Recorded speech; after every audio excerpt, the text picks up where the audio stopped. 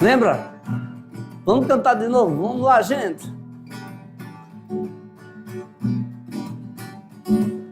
Arte é tão legal, arte é tão legal. Você vê diferente que parece igual. Arte é tão legal, arte é tão legal. Você vê diferente que parece igual. Ei, ei, ei, ei. É nóis! Então, agora nós vamos fazer uma aula de revisão, né? Que aí você vai fazer aí as suas atividades, né? Nós vamos ver aí tudo que a gente viu, dos conteúdos que a gente viu, a gente vai refrescar a memória aqui para poder ver se você responde bem, tá bom? Vamos lá? Vira lá que eu vou já colocar aqui o violão aqui no cantinho dele pra gente começar. Né? A nossa aula 1.2. Lembra? O caráter da arte, né? Sobre a arte, então. Possui um caráter estético, tá? A estética não confunde, não pense que estética é beleza, porque estética é a aparência, né? A forma das coisas, como as coisas são, na realidade, sem nenhum julgamento. Agora, acontece que você pode achar que aquela estética ali te agrada, né? Que representa uma beleza para você, né? Com as sensações e emoções do indivíduo, né? Essa forma, essa aparência pode te emocionar, do que eu te falei. Você vê uma pessoa dessa assim dançando, com toda essa elegância, com toda essa leveza, aí você fica doido, muito lindo, né? E tem gente que se emociona com o som de uma música e assim vai. Vamos seguir então. A arte na pré-história, né? Aí você vê que a arte era a arte rupestre, como um todo, né? A arte feita nas paredes das cavernas. Então você tem aqui esse cavalo aqui, depois que já desenvolveu bastante, né? Os rabiscos, né? Começou com os rabiscos nas paredes das rochas, é por isso que tem esse nome aí, arte rupestre. E tem aqui a beleza, né? A beleza daqueles templos lá, né? Que é essa estátua aí da Vênus. A Vênus é a garota, é a Missy, entendeu? A Vênus é ela, tá bom? De Willendorf, porque ela foi encontrada nessa cidade aqui, tá? E ela tem só 11 centímetros, né? Foi encontrada nessa cidade de Willendorf, na Áustria, né? Então, ela é uma das primeiras esculturas encontradas que já vai no tema aí do nu feminino, né? Que vem se repetindo anos após ano, arte após arte. Quanto mais um homem evolui, mais ele quer admirar, quer mostrar, né, a beleza feminina, tá? Outra coisa também que a gente abordou na aula foi o trovadorismo, né? Com os cantores, né, os andarilhos, aqueles que iam de cidade em cidade cantando e encantando. Muitas caíram nessa lábia aí, né? Muitas garotas ficaram apaixonadas, né? E ficaram cheias de amores aí pelos trovadores, né? O trovadorismo é o primeiro movimento artístico na poesia, tá? E na música a partir dos séculos XI e XII, do tempo de 12 mesmo, né? Então, tinham dois tipos aqui, ó, gerais aqui, as cantigas líricas e as cantigas de deboche satíricas, né? Escritas pelos trovadores, que era uma mistura, né, entre linguagem poética e a música, né? Ali uma consubstanciação. Então você tem aqui que a trova, o que é a trova, gente? Vamos entender, é uma poesia formada por uma única estrofe de 7 sílabas métricas, poéticas, em cada um de seus 4 versos. E os trovadores? Os trovadores, eles eram artistas nobres, né? Gente que tinha uma certa, né, um certo pedigree. E eles cantavam com instrumentos musicais as cantigas, ou seja, as poesias cantadas. Então, agora, nós vamos para a nossa atividade de sala, ok? Pai, bola, foi!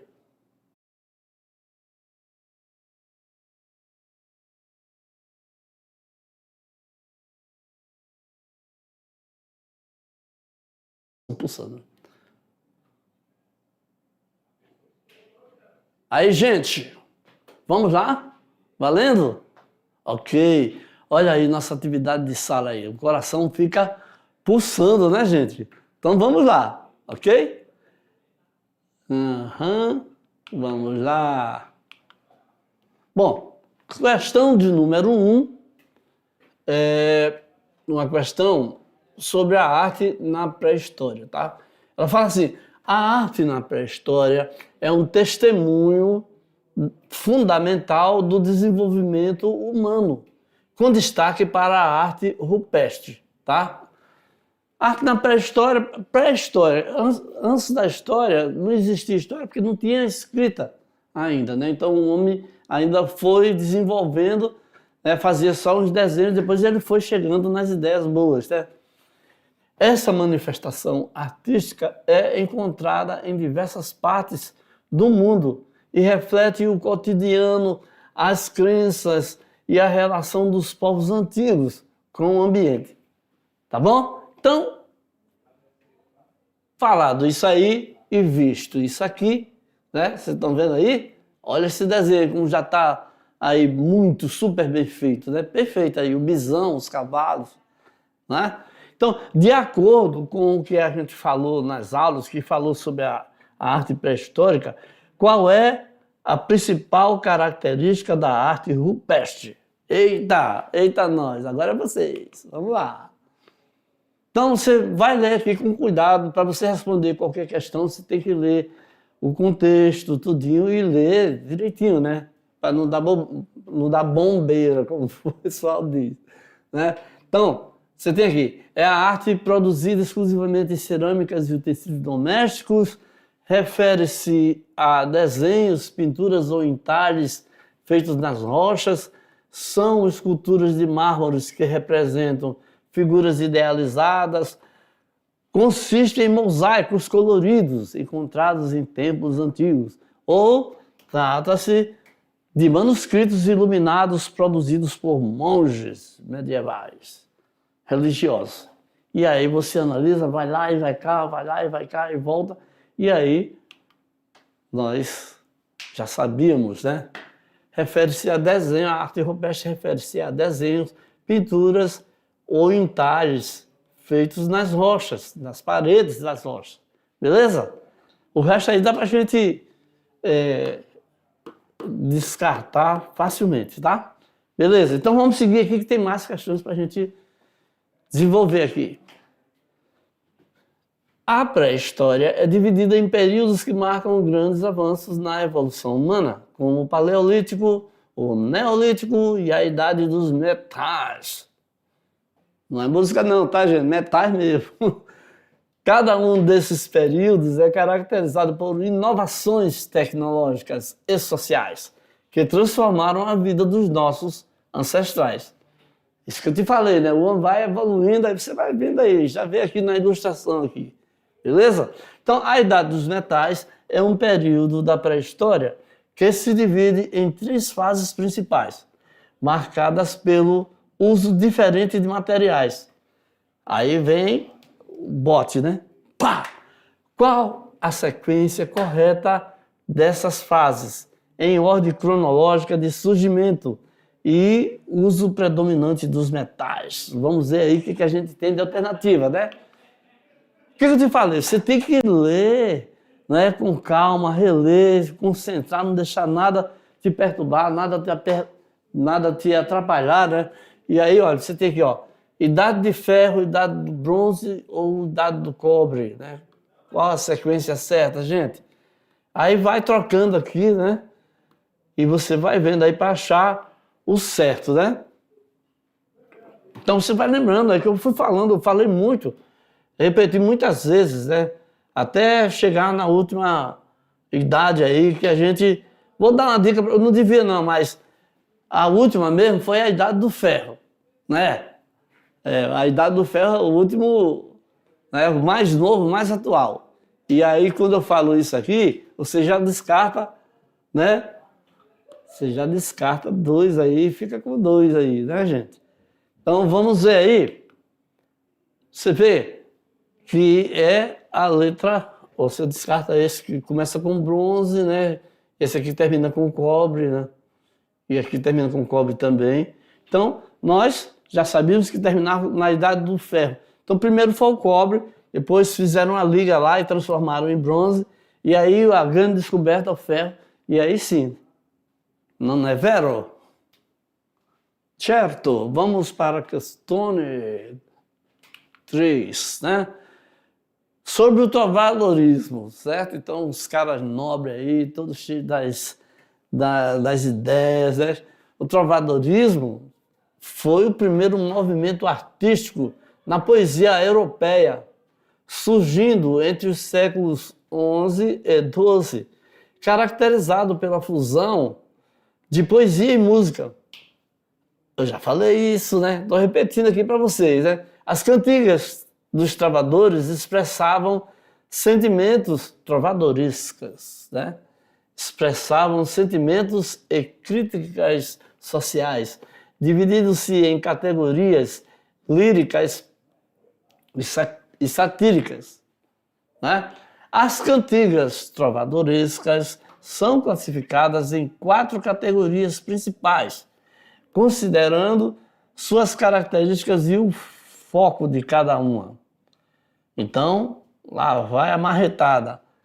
Qual das alternativas, né, apresenta a correta associação entre o tipo de cantiga e sua principal abordagem? Eita nós! Simbora! Então tem aqui, ó, cantiga de amor focada na exaltação da figura feminina e na crítica social. Cantiga de amigo expressa um lamento feminino pela ausência do amado com um eu lírico masculino. Cantigas de escárnio, né? Utilizam a ironia e o sarcasmo de forma direta, com identificação do alvo da crítica. Cantigas de maldizer, que apresentam críticas indiretas, ambíguas, sem nomear o indivíduo satirizado. E cantigas de amor com o eu lírico masculino se dirige à mulher amada, idealizada e distante, expressando a vassalagem amorosa. O cara está totalmente rendido aos pés, né? Então você estuda aí, analisa. Um pouquinho de concentração você consegue, tá? Porque a nossa resposta é cantiga de amor, quando o eu lírico masculino. Aliás, as pessoas que eu mostrei foram todas, né, quando eu estava exemplificando, todas em que o homem se dirige, né, se coloca a dispor, né, se submete, é um vassalo, né, da mulher amada. Tá bom? Então, vamos agora, decolando para o futuro, nós vamos agora para a nossa terceira questão, que é uma questão que eu trouxe lá do Enem em 2020, tá? A arte pré-histórica africana foi incontestavelmente um veículo de mensagens pedagógicas e sociais. Os San, né, uma espécie de tribo, constituem hoje o povo mais próximo da realidade das representações rupestres. Afirmam que seus antepassados explicaram a visão do mundo a partir desse gigantesco livro de imagens que são as galerias.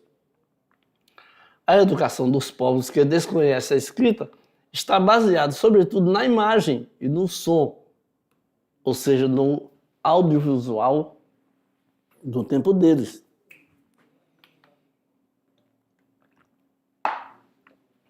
De acordo com o texto, a arte mencionada é importante para os povos que a cultivavam por colaborar para...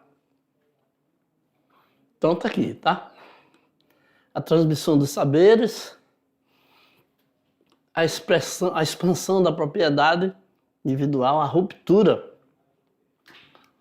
não é? O rompimento, né, com a disciplina hierárquica, o surgimento dos laços familiares e a rejeição das práticas estranhas, né?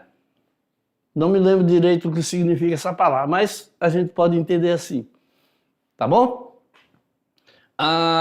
Então você está vendo que essa questão é uma questão mais, né? A pessoa tem que estudar mais, tem que pensar mais, tá bom? Mas a resposta está aqui, ó. E é fácil de entender essa resposta, né? É a transmissão dos saberes que foram acumulados, né? E foram sendo desenhados.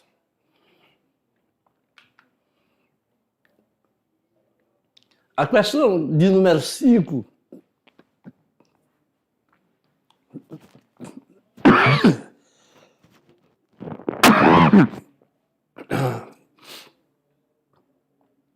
A questão de número 5 é a questão discursiva. O trovadorismo é o primeiro movimento artístico na poesia europeia, surgido nos séculos XI e XII, caracterizado pela fusão de poesia e música. As cantigas trovadorescas são divididas em categorias líricas e satíricas, refletindo os sentimentos e as críticas da época. Então a gente já falou bastante sobre isso, mas eu quero saber a sua própria opinião, a sua visão. Então você vai explicar com suas palavras a importância, a relevância do trovadorismo como o marco inicial da poesia europeia. E aí você vai dar alguns detalhes do que você estudou, né? A mistura, né, entre a poesia e a música nesse movimento, tá? Não se preocupa, coloca as tuas ideias, os teus argumentos, o que você entendeu, que essa daí é a verdadeira resposta, tá bom? Será considerada assim. Afinal de contas, você tem o direito de pensar o que você bem quiser e entender, né? Porque afinal, seu moço, tua cabeça está no teu pescoço e não no meu, certo? Então, gente, eu tenho uma sugestão de resposta, não que seria uma resposta ideal, né? Sim, tá. De acordo com o que foi estudado. Mas não se preocupa, tá? O que eu vou dizer aqui não quer dizer que você deveria responder exatamente isso. Mas o que você falar que esteja dentro disso que eu vou mostrar aqui vai ser beleza, vai ser legal, vai ser, né? Então, aqui é uma espécie de padrão de resposta. Você precisava falar de algum modo que o trovadorismo floresceu entre os séculos XI e XII, que é o primeiro movimento artístico da poesia europeia.